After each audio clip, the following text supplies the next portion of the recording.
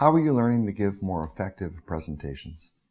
For me, presentation skill is a matter of storytelling and a matter of recognizing earlier in a program the basics of the story that you're going to tell and getting excited about it so that when you're actually presenting, it comes across as something that you're genuinely happy to express and share. And so it's less learning to turn off your emotions and more learning how to develop the right emotions for that presentation. What does that look like when you're giving a presentation? What's an example? Well, it hopefully comes across in how excited you are to be in the room and how excited you are to sort of resolve a problem with a great story, and kind of the hope that that is going to live on and make a big difference in the world. So it's passion, it's range, it's tonality. It's also, in my work, it's beautiful assets. So it's sort of the outcome of any presentation is going to involve an experiential element as well as the artifacts that we've built. These things kind of all get choreographed, and so it's sort of the successful putting on of a little bit of a play.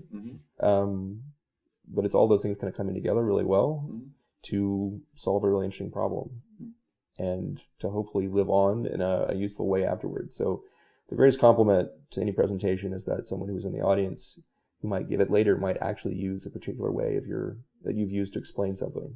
So that's my hope, is that someone actually connects with it, they get it, and they make it theirs. Do you find that internal presentations differ significantly from external or client presentations? There's a kind of a wide range of presentation formats and styles. I mean, just the fundamental aspect of doing design work and innovation work is kind of continuously storytelling, just trying them on and getting practice doing that.